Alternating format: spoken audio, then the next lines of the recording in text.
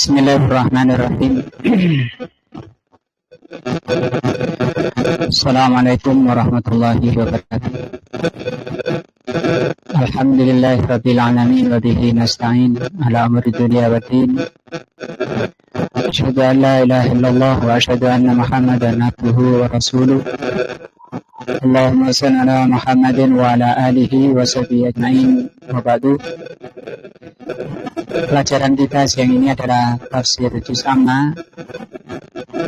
Kita masih di pembahasan surat Al-Kautsar. Ini sudah pertemuan yang ke-14 insyaallah, yaitu ayat yang ketiga.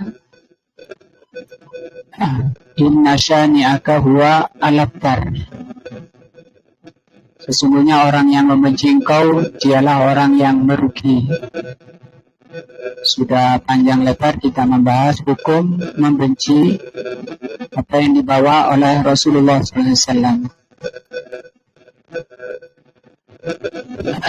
Sampai perkataan beliau di sini, Syekh Shalih Fauzan rahimahullah,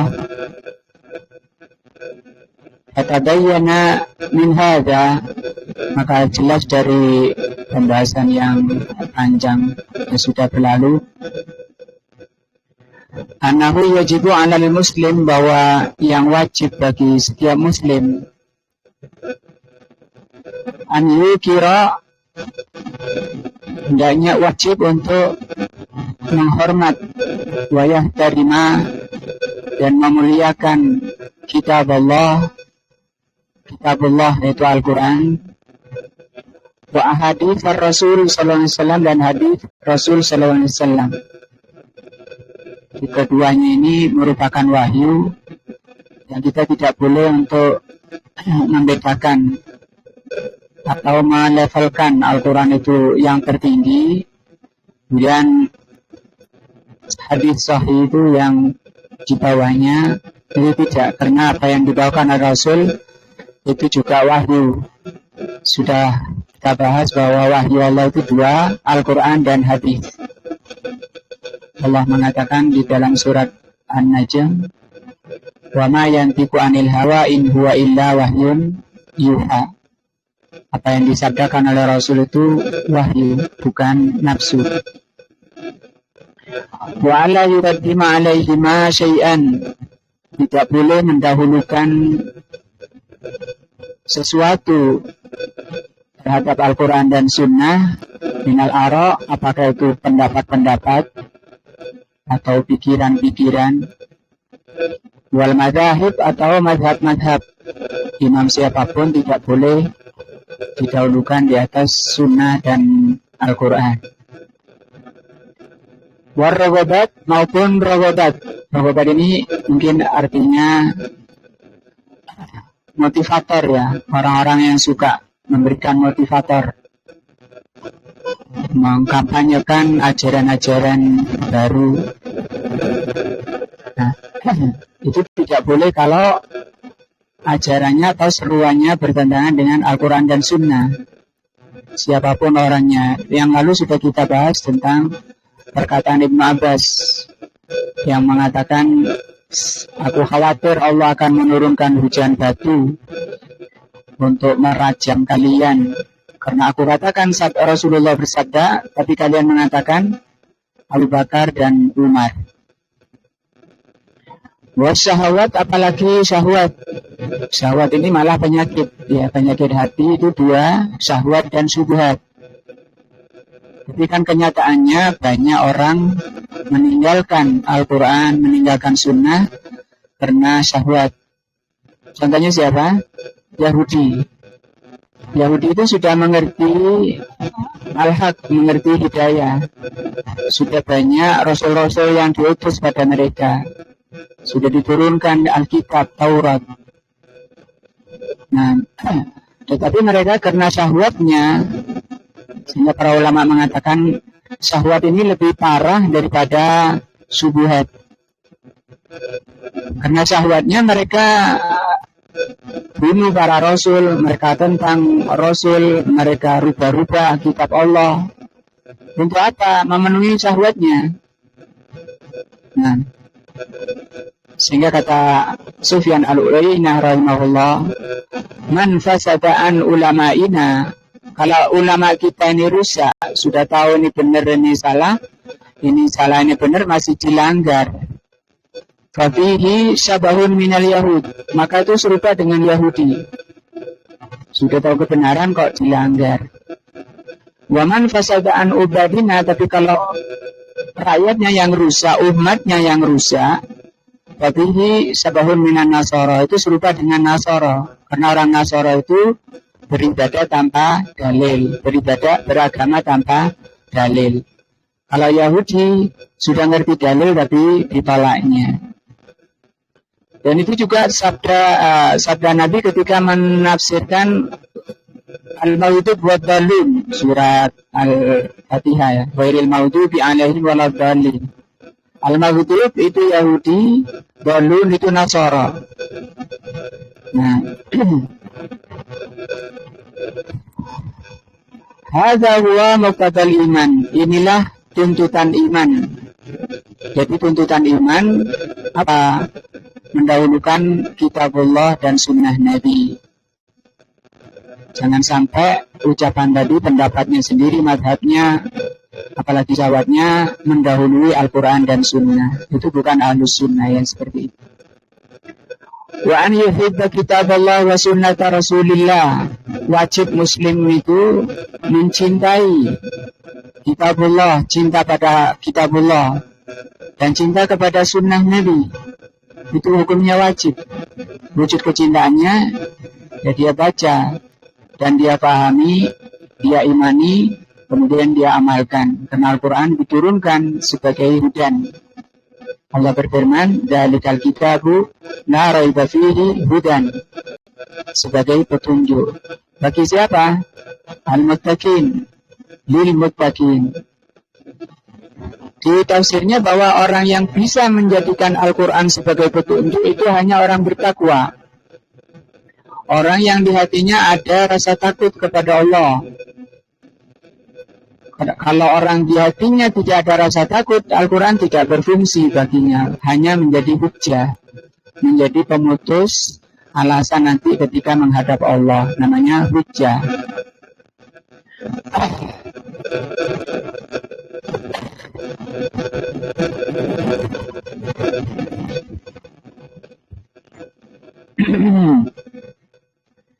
Wahidnya itu yang wajib bagi orang beriman membenci ma yukhalifu kitab Allah. Apapun yang menyelisih kitab Allah, kita wajib membencinya.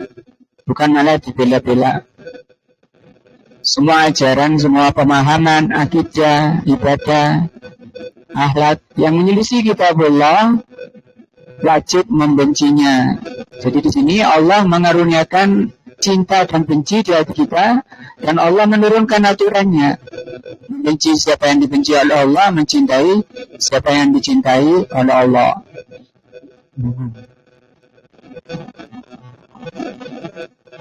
Yukhalifu sunnah Rasulullah, dan membenci semua yang menyelisih sunnah Rasul sallallahu alaihi wasallam. Hadhihi alamatul iman. Ini tanda orang beriman. Tanda orang beriman seperti itu. Mencintai yang dicintai Allah, membenci yang dibenci Allah. Wal ittiba wal ittida. Membenci semua, dan inilah tanda iman. Tanda ittiba. Ittiba itu mengikut sunnah. Wal ittida, dan tanda orang yang mencontoh Rasul sallallahu alaihi wasallam. Wallahu subhanahu wa ta'ala anzala al-kitab. Allah subhanahu wa ta'ala menurunkan Alkitab. Wa anzala sunnah, dan Allah menurunkan sunnah. Wa amarana bittiba'il kitab wa sunnah, dan Allah memerintahkan kita mengikuti Alkitab dan sunnah. Wa nahana an mukhalifatihima. Allah melarang menyelisih keduanya. Taraktu fikum syai'aini, kata Rasul, aku tinggalkan pada kalian dua hal. Lan tadillu ba'dahuma. Kalian tidak akan tersesat setelah berpegang pada keduanya, kitab Allah wa sunnata rasulih. yaitu kitab Allah dan sunnah Nabi-Nya. Falladhi yuridun najah, maka orang yang ingin selamat, kita semua ingin, ya, tidak ada yang hadir ini yang tidak ingin selamat. Nah, walaupun yang hadir ya kita ingin selamat, semua orang lah kepingin selamat. Selama akalnya masih sehat, jawabannya nggak ingin selamat, ya kepingin lah. Selamat dari kesesatan di dunia, selamat dari siksa Allah di akhirat. Walladhi yuridun najata, maka barang siapa ingin selamat wa daral akhirati, dan ingin negeri akhirat, alaihi an yatamassaka bil kitab was sunnah, maka wajib dia berpegang teguh kepada Alkitab dan Sunnah. Banyak ya hadis-hadis masalahnya. Was sunnah hatta khalafa dzalika ma yuriduhu, walaupun sunnahnya itu ternyata banyak menyelisih apa yang diinginkan dirinya, diinginkan nafsunya, dimaukan oleh dirinya. Ada ayat ya, war rasulu aula bil mu'minina min anfusihim, itu ayat.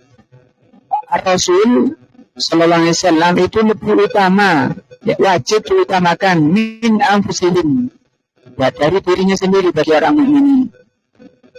Suruh pelihara jenggot misalnya, waduh aku gak pantas sih.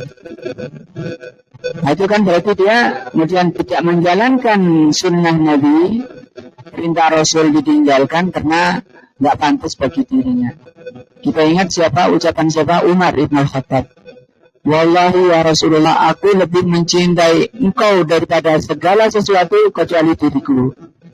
Apa kata Rasul? La ya Umar, nggak bisa seperti itu. Hatta aku na'ahabba ilaikum min nafsika.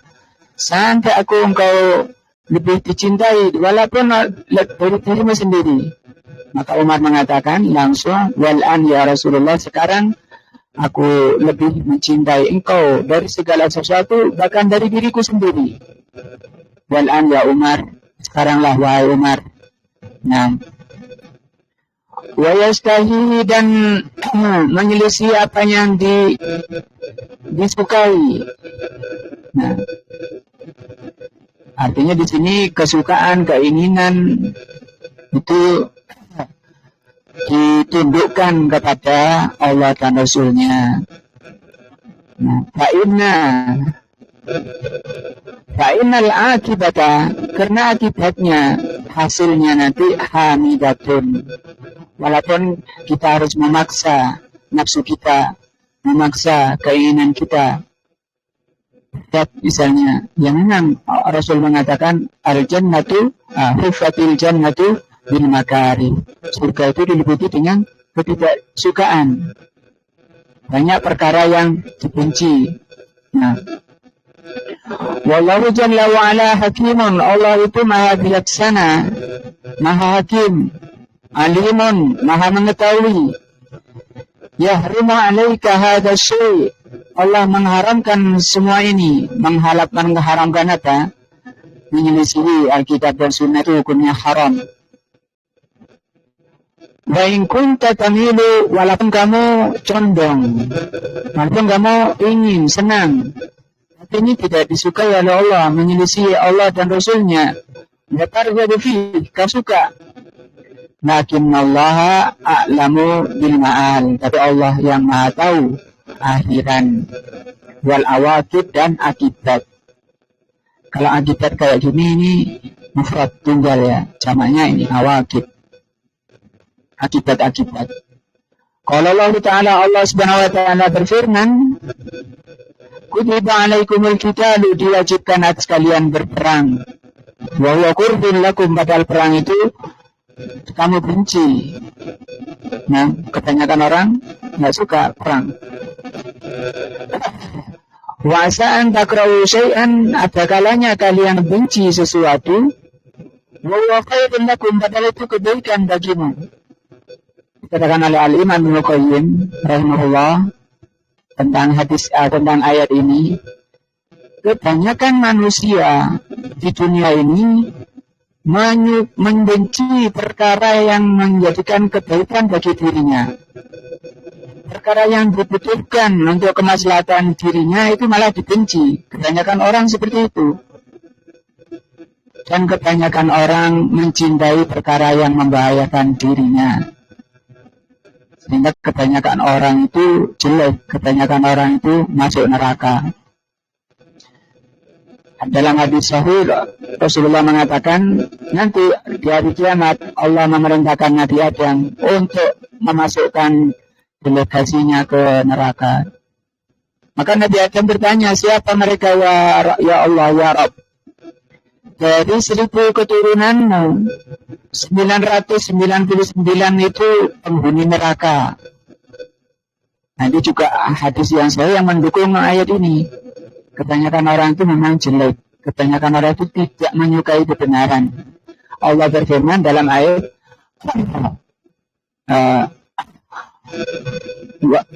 wa aktsaruhum, kata Allah, wa aktsaruhum lil haqqi karihun.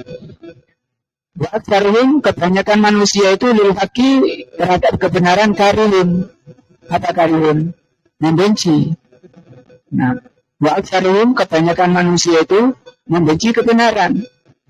Padahal kebenaran itu yang mereka butuhkan. Kebenaran itu yang menentukan nasib darah dagingnya. Wa asa'an tuhibbu syai'an, apakalanya kalian mencintai sesuatu, wa huwa syarrul lakum, padahal itu kejelekan bagi kalian. Jelas ini ayat menjelaskan watak asli manusia itu seperti itu. Maka tabiat-tabiat jelek itu tidak boleh dituruti, dibiarkan, tapi harus diluruskan, dibina. Apa ya pembinanya? Al-Quran dan As-Sunnah. Nah, innal insana fi kabad, surat apa? Surat innal insana fi kabad.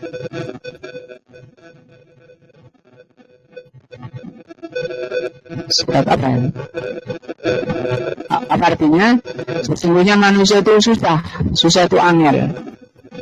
Innal insanu khuliqa halu'a, banyak mengeluh. Innal insana li rabbihi lakanud, sesungguhnya manusia itu banyak menentang Rabbnya. Ini sifat-sifat asli, watak-watak asli, tabiat-tabiat asli manusia. Yang itu tidak akan benar kecuali dengan bimbingan Al-Quran dan Sunnah. Betapa manusia butuhnya, besarnya kebutuhan mereka kepada Alkitab, Al-Quran dan Sunnah. Yakrahun al-qital, manusia membenci perang. Lima fihi minal masyaqqah, karena perang itu berat. Wal jarah, akan menimbulkan luka-luka. Wal qatl, akan menimbulkan pembunuhan. Wal khatar, dan banyak menimbulkan kerusakan.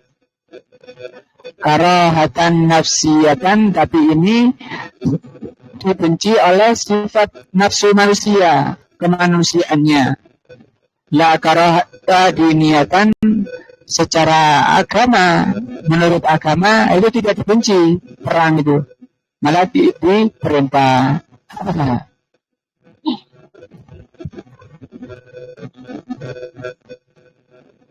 Banyak ayat yang menjelaskan, yang memerintahkan untuk berperang. Karena Nabi SAW mengatakan, tidak, barang siapa yang tidak ada keinginan dari jiwanya untuk berjihad, ya, maka dia akan mati dalam keadaan nifak, seperti matinya orang munafik. Barang siapa tidak ingin berjihad. Nah, jihad itu apa? Jihad melawan orang kafir, ini sih mending. Nah, tapi ada jihad yang lebih susah, dan itu lebih afdal, lebih utama dari jihad melawan orang kafir. Apa itu? Masar. Jihad yang paling afdal, melawan nafsunya. Nah, nafsunya itu ada pada dirinya. Waktunya taklim berat, berarti nafsu. Alasan banyak, cari-cari alasan yuk, misalnya kepada kita tidak apa-apa, tapi kepada Allah Azza wa Jalla, nah beda urusannya. Sehingga kata Rasul, al-mujahidu, mujahid itu siapa? Man jahada nafsahu. Orang yang memerangi nafsunya, ditundukkan kepada agama Allah. Li'anna nufusa takrahul jarah wal qatl, karena nafsu itu enggak suka luka dan enggak suka bunuh. Nah, al muslim, maka seorang muslim ya'lamu, orang muslim itu tahu annama hakamallahu bihi aw hakama bihi Rasul sallallahu alaihi wasallam fa innahu huwal khair. Sedangkan orang muslim, orang mukmin itu paham bahwa apa yang ditetapkan oleh Allah dan ditetapkan oleh Rasulnya itu kebaikan. Enak dan enak, bahkan tadi dikatakan kebanyakan agama Allah itu tidak enak menurut nafsu. Artinya nafsu itu memang Allah ciptakan sebagai ujian, dan Allah ciptakan nafsu itu sifatnya menentang kepada agama Allah. Nah, maka kita harus perangi nafsu, jangan dipercaya, jangan dituruti, diperangi. Allah berfirman, alladzina jahadu fina, orang-orang yang berjihad memerangi nafsunya ikhlas karena kami, di jalan kami, karena kami lanahdiyannahum subulana, pasti kami tunjukkan mereka ke jalan kami. Ya mungkin awal berat, ngaji awalnya berat, sholat qiyamul lail awalnya berat, tapi kalau sudah dilatih, dibiasakan, mudah, ringan bagi nafsu, sebagai bentuk hidayah dan taufik dari Allah Azza wa Jalla. Orang muslim, orang beriman tahu bahwa apa yang Allah tetapkan sekalipun itu tidak disukai, bertentangan dengan pikirannya, bertentangan dengan nafsunya, itu kebaikan baginya, ajilan au ajilan, baik kebaikan di dunia atau nanti di akhirat. Walau kana yadharu lahu, walaupun sepintas, an-nafi masyaqqah, sepintas itu berat, au mukhalifatun li hawa nafsihi, atau menyelisih keinginan nafsunya, fa innahu ya'taqidu, maka wajib orang mukmin itu meyakini annal khaira fima qala Allahu wa rasuluhu, bahwa kebaikan itu adalah apa yang ada pada Alkitab dan Sunnah, apa yang dikatakan oleh Allah dan Rasulnya. Wala yuqdamu alaihi ma syai'an, sehingga tidak boleh seorang itu mendahulukan sesuatu pun terhadap Al-Quran dan Sunnah. Wa yuqaddimu ra'yahu, tidak mendahulukan akalnya, pikirannya. Menurut saya, pegang ke kepalanya. Menurut pikiran saya, pegang kepalanya. Menurut perasaan saya, pegang apanya ini? Dadanya atau perutnya? Nah, karena perasaan itu biasanya urusan sama nafsu, ya, syahwat. Nah, qala Allah ta'ala ya ayyuhalladzina amanu la tuqaddimu baina yaday Allahi wa rasulihi wattaqullaha innallaha samii'un 'aliim. Orang yang beriman, jangan kamu mendahulukan sesuatu pun di hadapan Allah dan Rasulnya. Bertakwalah kepada Allah, sesungguhnya Allah Maha mendengar dan Maha mengetahui. Yaqulu ya ayyuhan nas ittahimur ra'ya fiddin, wahai manusia, jangan kamu percayai begitu saja otakmu. Nah, bahkan dalam masalah agama, menurut saya ayat ini maksudnya begini, menurut saya hadis ini maksudnya begini, ditafsir-tafsirkan sesuai dengan kemauan nafsunya, kemauan pikirannya, tanpa melihat tafsiran yang benar dari Rasul dan sahabat. Maka itu bahaya. Kata Rasul SAW gimana? Man qala fil Qur'an bi ra'yihi, barang siapa bicara Al-Quran dengan akalnya, falyatabawwa maq'adahu minan nar, berarti dia telah menyiapkan tempat duduknya di neraka. Tidak boleh bicara Al-Quran pakai akalnya. Terus pakai apa? Pakai ma'thur, dilihat riwayat sampai ke Rasul, sampai ke sahabat. Sebagaimana dikatakan oleh Al-Imam Asy-Syafi'i rahimahullah, al-ilmu ilmu itu yang boleh kita ambil, boleh kita pegangi. Maafi qala hadatsana, apabila di dalamnya ada perkataan hadatsana, dalam menyampaikan kepada kami, guru kami sampai ke Rasul. Itu ilmu. Nah, itu yang dikatakan ilmu. Wa masyiwazat, selain daripada itu, waswasus syayatin, itu hanya bisikan-bisikan syaitan. Siapa yang bilang? Imam Syafi'i, Imam Ahlussunnah. Nah, dan itu benar bahwa selain dari Al-Quran dan Sunnah di pemahaman salaful ummah, nah itu masih rawan masuk ke waswasus syayatin. Apa waswasus syayatin? Bisikan-bisikan syaitan yang mengeluarkan manusia dari jalan yang lurus, as-sirat mustaqim. Nah, pernah Rasulullah SAW membuat gambar satu garis lurus. Hadis dari Abdullah ibn Mas'ud radhiyallahu anhu. Fatalana Rasulullah SAW khattan biyadih. Kata beliau, pernah satu ketika Rasulullah membuat satu garis di depan kami. Sumakal, kemudian bersabda, hadza siratullah mustaqim. Ini adalah jalan Allah yang lurus, fattabi'u, ikutilah. Kemudian Rasul membuat garis-garis yang banyak di sebelah kanan dan kirinya. Kemudian berkata, hadis subulu, jalan-jalan yang banyak ini, laisa minha illa alaihi syaitanun yad'u ilaihi. Setiap jalan ini ada syaitan yang mengajak padanya. Dikatakan oleh Nabi, tokoh penyesat itu sebagai syaitan yang mengajak pada jalan tersebut. Artinya selain jalan yang ditempuh oleh Rasulullah dan sahabat itu jalan syaitan. Dikuatkan lagi dengan hadis iftirakul ummah, umatku ini pecah jadi 73. Fitnani wasab'una finnar, yang 72 ke neraka. Illa wahidah, kecuali satu, wahyi al-jamaah. Sahabat bertanya, nahi al-jamaah ya Rasul, siapa jamaah itu? Maka alaihi ashabi, agama yang ada pada diriku dan sahabatku. Maka ini standar tolak ukur barang siapa ingin selamat, ingin akhirat. Nah,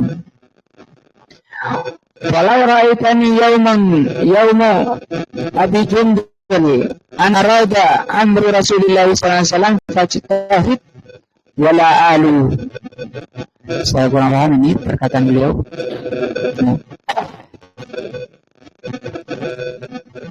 Wal kisatu, ada sebuah annahu lamma salahan Nabi sallallahu alaihi wasallam al-mustikin fil Hudaybiyah ala an yarji'a wa ya'ti min al-'amil qadim.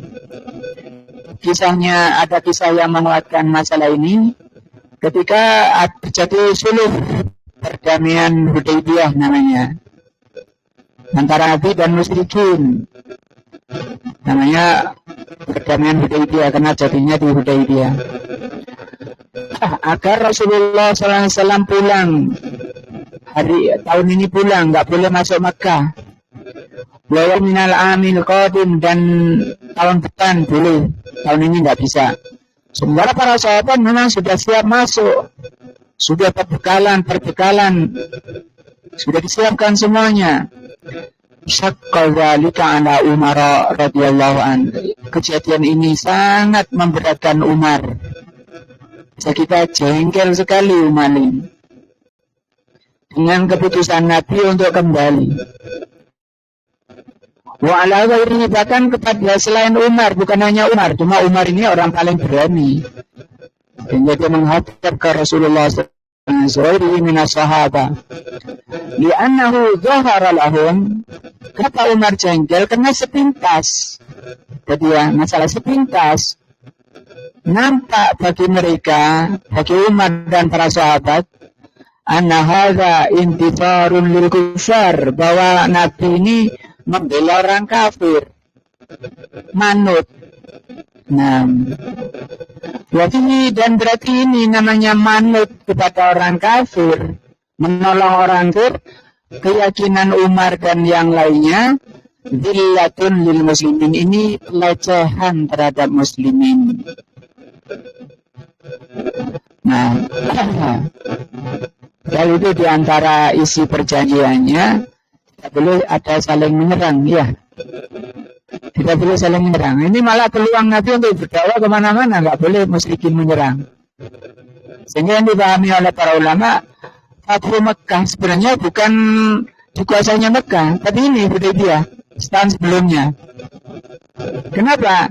Rasulullah mendakwai berapa kemudian berlipat tentara muslimin yang masuk Islam karena tidak boleh musyrikin menghalangi. Nah, belum lagi setelah Fathu Kamus manusia berbondong-bondong masuk Islam. Ya dulu Nabi di Milahi Afwaja. Nah, ini Terus Umar jengkel, hatinya dongkol baca kita. Berat. Ini Rasul ini ya sudah mulai kemudian fasaqqa alaihim dzalika fakallama Umar Abu Bakrin. Umar kemudian curhat pada Abu Bakar. Faqala lahu Abu Bakar, maka Abu Bakar mengatakan, "Hadza Rasulullah." Ini adalah Rasulullah yang memutuskan. Amsik biwarsi. Nah, tahanlah kejengkelanmu yang mungkin bahasa kita. Fatam masulhu, maka terjadi perdamaian itu. Nah,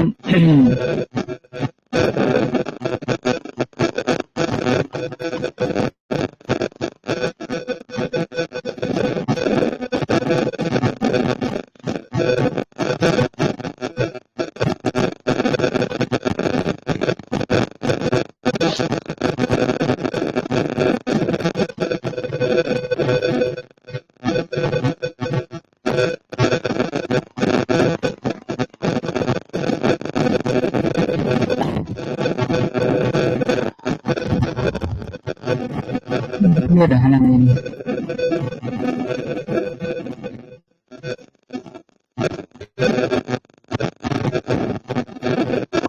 Fatam masulhu, maka ini sempurnalah asulhu itu perjanjian.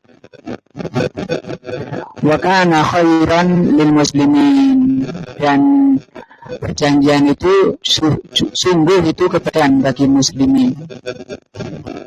Tidak seperti yang ditangkap tadi oleh Umar.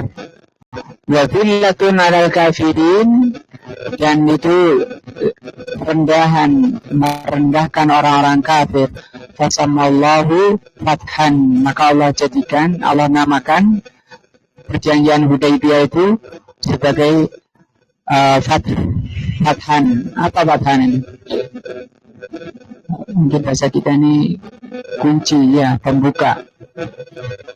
Sebagaimana firman-Nya, inna fatahna laka, sesungguhnya kami akan membuka untukmu ya Muhammad, atau memberikan kemenangan bagimu. Fathan mubina, dengan kemenangan yang jelas. Ini penilaian dari Allah, ini kemenangan bagi Nabi. Berarti apa yang dikatakan oleh Allah ini kontra dengan apa yang dipahami oleh Umar dan beberapa sahabat. Nah, ketika datang kepada Rasul SAW, Umar, bukankah kita ini di atas kebenaran ya Rasul? Iya. Ada apa kita takut? Bukankah engkau telah mengatakan mau masuk Mekah? Nabi mengatakan, apakah aku bilang tahun ini? Tidak puas. Umar datang ke Abu Bakar. Kemudian Abu Bakar mengatakan, bukankah beliau ini Rasul? Iya. Apakah Rasul mengatakan tahun ini? Tidak. Dikatakan oleh para ulama, ucapan Abu Bakar, jawaban Abu Bakar kepada Umar itu persis huruf-hurufnya dan lafaznya dengan apa yang dikatakan oleh Rasulullah SAW dalam keadaan tidak ketemu ini. Rasul dan Abu Bakar tidak kumpul, tapi didatangi oleh Umar. Nah, jawabannya persis. Itu sebagai taufik dari Allah kepada kepada Rasulnya dan kepada Abu Bakar ketika jiwa sudah dipenuhi keimanan, bisa satu ucapan, satu langkah, satu nada. Ma'anna Umar, jadi Allah mengatakan ini kemenangan yang jas, kemenangan yang besar. Ma'anna Umar radhiyallahu anhu karaha dzalika. Sementara Umar membenci itu. Liannahu dhanna, karena Umar mengira anna fi dzalika ghadadah al-muslimin. Karena itu berarti pelajaran kepada muslimin wa intisar lil kufar, dan berarti menolong orang kafir. Nah, tapi Umar kan tidak berbuat apa-apa tanpa izin dari Rasulullah, tapi sempat jengkel seperti itu. Artinya ditinggal oleh Umar kejengkelannya. Dan dalam riwayat lain diterangkan dan itu juga menjadi dalil bahwa setinggi Umar, orang nomor 2, manusia terbaik kedua setelah Abu Bakar, ya. Dan itu sebagai dalil bahwa Abu Bakar lebih mulia, lebih baik daripada Umar. Umar pun yang dikatakan wali Allah itu pun jatuh pada kesalahan, diantaranya ini ketika perang Hudaybiyah. Lakinna hakama bihi ar-rasul, tapi apa yang ditetapkan oleh Rasul, apa tadi ketetapannya? Bilang dua al-khairu, itu kebaikan, kesempatan apa? Mengumpulkan tentara sebanyak-banyaknya, sehingga dakwah bebas ketika itu, tidak ada yang bisa menghalangi. Nah, lianna Rasul sallallahu alaihi wasallam, karena Rasul sallallahu alaihi wasallam yang telah memutuskan untuk kembali, la yantiqu anil hawa, beliau tidak bicara dari nafsunya. In huwa illa wahyun yuha, itu hanya wahyu yang diwahyukan. Fal wajibu, maka yang wajib bagi mukmin muslim, an tuqaddima kalamullah, mendahulukan kalamullah wa kalamu Rasulullah sallallahu alaihi wasallam dairan wa abadan, selama-lamanya. Fala ta'taridu, tidak boleh ada sedikit pun menentang. Wala yakun fi nafsika haraj, jangan sampai ada terbesit di jiwamu itu rasa benci kepada ayat ataupun sunnah. Nah, amma idza abghadta dzalika, adapun kalau kamu sampai membenci ayat maupun hadis maupun ayat yang sahih dari Rasul, fahadha riddatun, maka ini adalah riddah. Nas'alullahal afiyah. Ini selesai pembahasan tentang hukum membenci apa Nabi sallallahu alaihi wasallam dan membenci apa yang ada di dalam apa yang dibawa oleh Rasulullah, bisa menyebabkan apa orang itu keluar dari Islam, namanya murtad. Artinya memang wajib bagi setiap kita mencintai Rasul di atas segalanya, karena kecintaan kepada Rasul itu adalah iman. Kecintaan kepada Rasul dasar keimanan, tanda keimanan. Rasulullah SAW bersabda dalam hadis dari Anas radhiyallahu anhu, anna Rasulullah SAW qala, bahwa Rasul SAW bersabda, wallazi nafsi, demi Allah yang jiwaku berada di tangannya, wallazi nafsi biyadihi, demi yang jiwaku berada di tangannya, la yu'minu ahadukum. Apa artinya? Tidaklah salah seorang di antara kalian dikatakan beriman. Artinya kan menjadi barometer, menjadi tanda kapan seorang itu dikatakan apa? Beriman.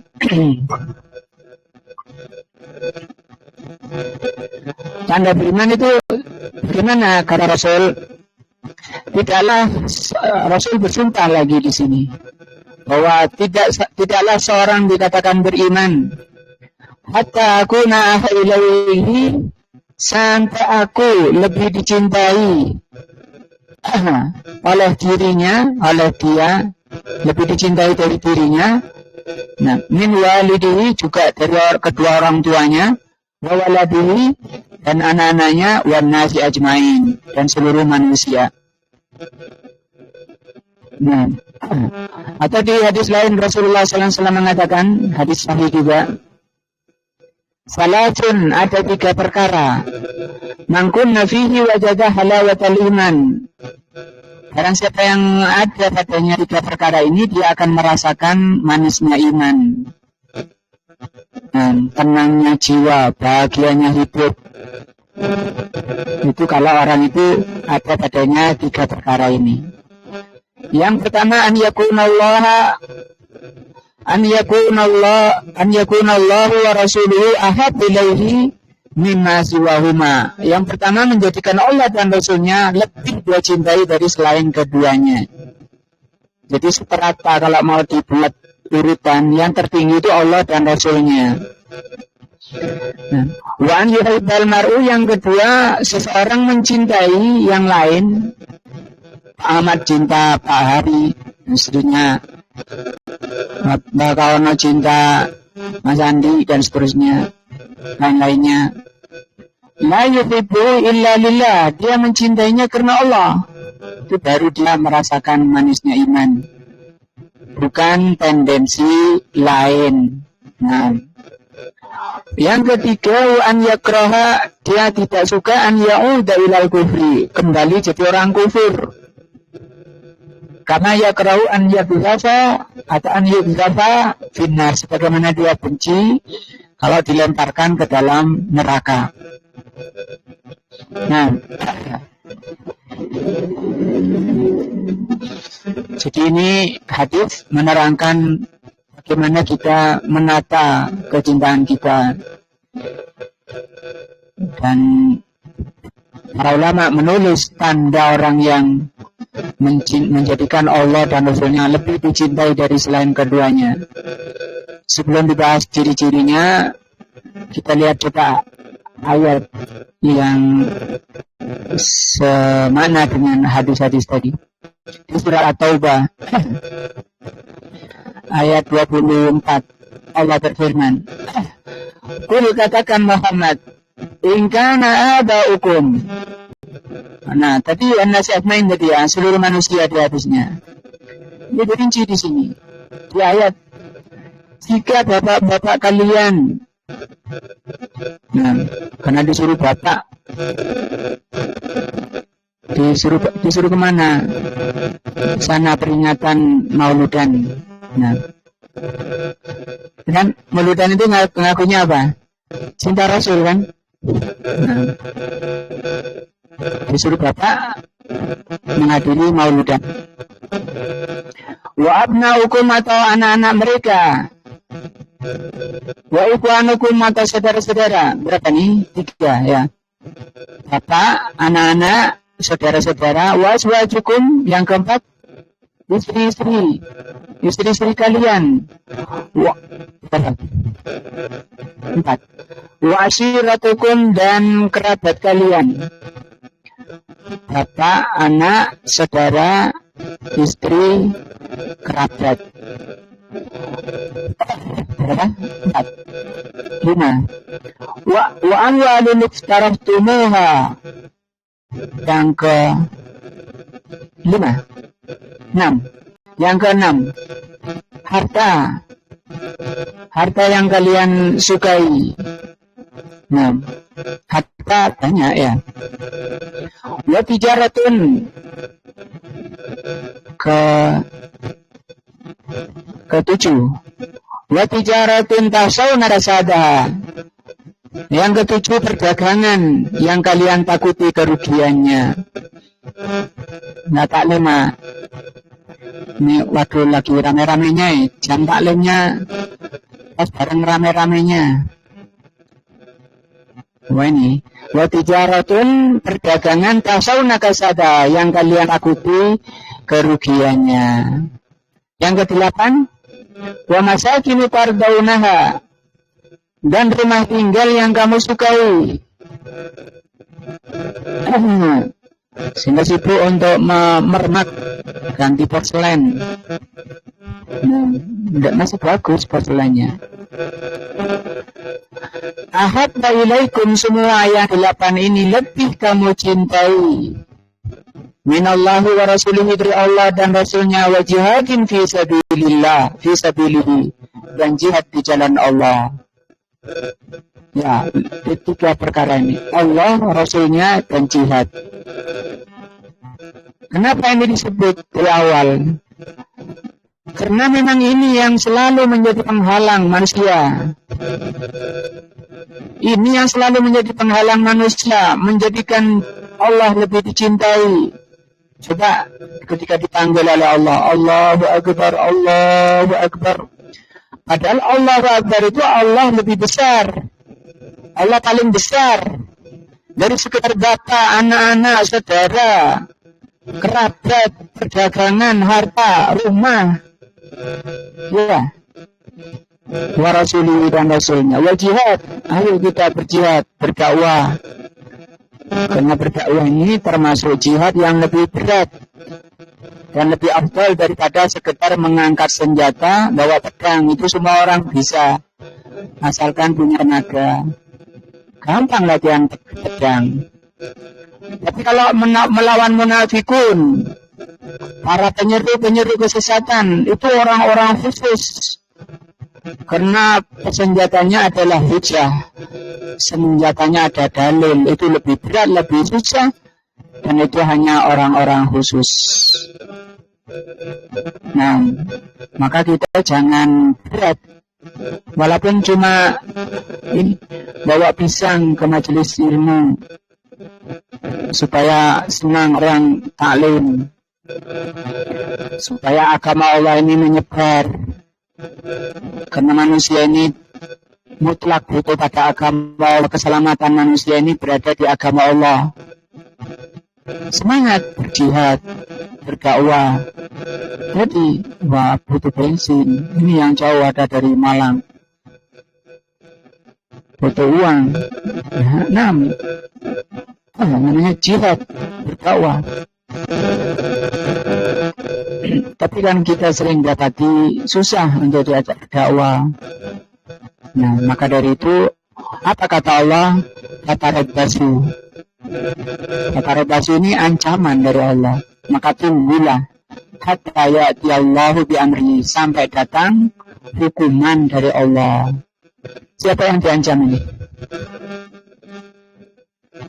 Orang yang menjadikan bapak-bapaknya, anak-anaknya, perdagangan, harta, dan rumahnya lebih dicintai dari Allah dan Rasulnya, dan jihad di jalan Allah. Dan ini orang fasik. Yang seperti itu orang fasik. Coba lihat ayatnya. Wallahu la yahdil qaumal fasikin. Allah tidak memberi petunjuk kepada orang fasik. Nah, maka orang yang cinta kepada Rasul, karena babnya di sini Al-Kautsar, cinta kepada Rasul, itu mengikuti Rasul sallallahu alaihi wasallam. Baik akidahnya, ibadahnya, tidak berani menambah, tidak berani mengurangi, merubah-rubah. Nah, itu namanya mengikuti Rasul, dan itu namanya cinta kepada Allah. Sebagaimana firman-Nya, Qul in kuntum tuhibbunallaha fattabi'uni. Katakan Muhammad, kalau kepada orang yang mengaku cinta kepada Allah, jika kalian mencintai Allah, fattabi'uni, ikuti aku, kata Rasul SAW. Maka ayat ini, kata para ulama, ini ayatul mihnah, ayat ujian, ayat pembuktian, ayat menuntut orang ini jujur enggaknya, yang mengaku cinta Rasul malah perbuatannya banyak menyelisihi Rasul SAW. Nah, maka jangan dituruti bapaknya, jangan dituruti anak-anaknya, istrinya, abadnya, saudaranya, kalau mengajak pada perkara-perkara yang menyelisihi Allah dan Rasulnya. Mudah-mudahan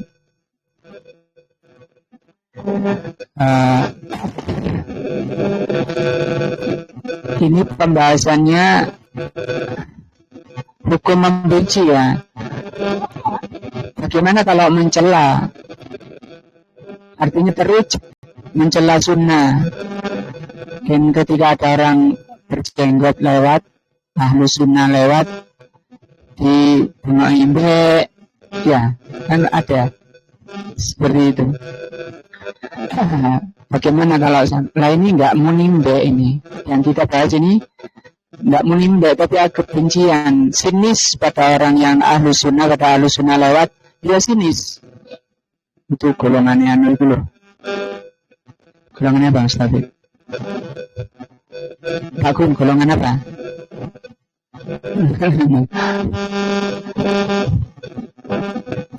Golongan ekstrim. Nah, golongannya teroris. Dikasih julukan-julukan jelek.